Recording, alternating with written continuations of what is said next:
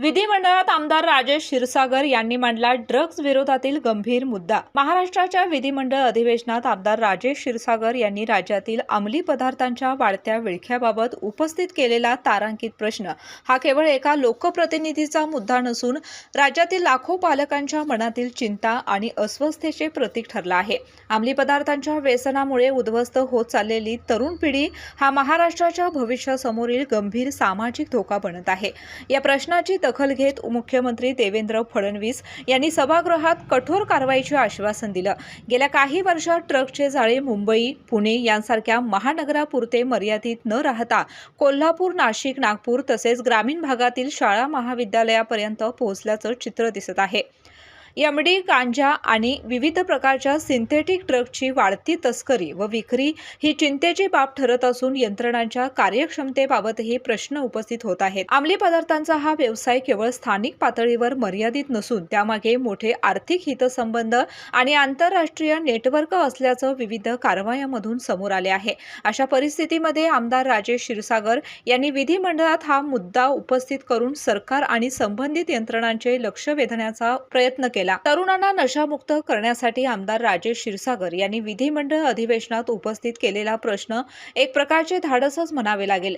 या गंभीर प्रश्नामुळे drugs dealer आमदार क्षीरसागर यांना टार्गेट करू शकतात, पण समाज सुधारणेसाठी आमदार क्षीरसागर यांनी मोलाचं पाऊल उचललं आहे। मुख्यमंत्र्यांनी दिलेल्या आश्वासनानंतर आता गृह विभाग, पोलीस आणि अंमली पदार्थाविरोधी पथकाने केवळ किरकोळ ड्रग्ज विक्रेत्यांवर कारवाई न करता संपूर्ण रॅकेट उघडकीस आणून त्यामागील मुख्य सूत्रधारांपर्यंत पोहोचणे आवश्यक असल्याची अपेक्षा व्यक्त केली जात आहे। ड्रग्ज पुरवठा साखळी खंडित करण्यासाठी कठोर आणि प्रभावी मोहीम राबवण्याची गरज आहे। शाळा व महाविद्यालयांच्या परिसरात अंमली पदार्थ आणि तंबाखूजन्य पदार्थांची विक्री रोखण्यासाठी विशेष उपाययोजना, नियमित तपासणी आणि जबाबदारी निश्चित करणारी यंत्रणा उभी राहणं काळाची गरज आहे। विधिमंडळात हा मुद्दा उपस्थित करून आमदार राजेश क्षीरसागर यांनी समाजातील अत्यंत संवेदनशील विषय चर्चेत आणला आहे। अशा प्रकारच्या विषयावर स्पष्ट भूमिका घेणं हे धाडसाचं पाऊल मानलं जात असून आता राज्य सरकार या प्रश्नावर किती प्रभावी आणि व्यापक कारवाई करते याकडे संपूर्ण महाराष्ट्राचं लक्ष लागलं आहे।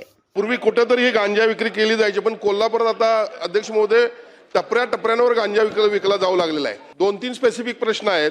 एक म्हणजे कोल्हापूरसह राज्यामध्ये नशेचे पदार्थ विकले जात असल्याने तरुण पिढी बर्बाद होत असल्याने मुलींना नशेच्या माध्यमातून मुलींचा गैरवापर होतो, याचा राष्ट्र निर्माणामध्ये अडचण निर्माण होत आहे। या पोलिसांच्या कारवाईच्या जोडीला शाळा आणि कॉलेजमधून देखील याचं प्रबोधन होणं गरजेचं आहे। तसंच चित्रपटातून जे नशेचं उदात्तीकरण सुरू आहे ते थांबलं पाहिजे। यासाठी आपण काही कायदा करणार आहोत का? त्याचबरोबर महाराष्ट्रामध्ये प्रत्येक जिल्ह्यामध्ये तसेच उपजिल्हा रुग्णालयामध्ये तसेच वैद्यकीय उच्च शिक्षण खात्याच्या कॉलेजमध्ये किमान 50 बेडचे मोफत नशामुक्ती केंद्र सुरू केली जातील का? आणि तिसरा प्रश्न आहे, ज्याप्रमाणे IPS CRPS मध्ये सुधारणा करून BNS भारतीय न्याय संहिता, BNSS भारतीय नागरिक सुरक्षा संहिता अंमलात आली, त्याचप्रमाणे NDPS ऍक्ट मध्ये अंमली पदार्थ प्रतिबंध अधिनियम सुधारणा करून किचकट प्रक्रिया सुलभ केली जाईल का? तसेच ज्या ठिकाणी अंमली पदार्थाची विक्री सुरू असते तेथील संबंधित अधिकाऱ्यावर कारवाई होईल का? अध्यक्ष महोदय, सन्माननीय सदस्यांनी पहिल्यांदा जे सांगितलंय चित्रपटातल्या उदात्तीकरणावर त्या ठिकाणी ऑलरेडी सेन्सर बोर्डाने आक्षेप घेतलेले आहेत आणि आता त्या संदर्भातले नियम तयार झालेले आहेत। तथापि अशा पद्धतीनं कुठे उदात्तीकरण असेल तर त्याच्यावर कारवाई करता येते, त्याची तक्रार देखील करता येते।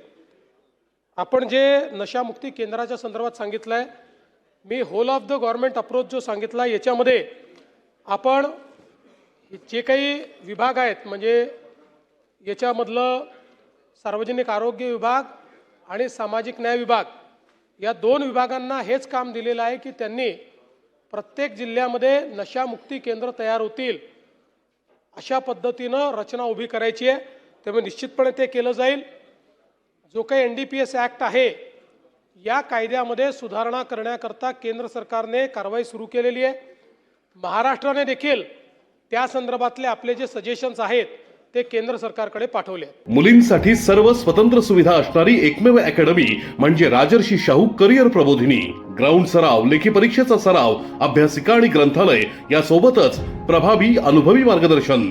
राजर्षी शाहू करिअर प्रबोधिनी. आम्ही जपतोय मुलींच्या उत्कृष्ट निकालांची उत्कृष्ट परंपरा.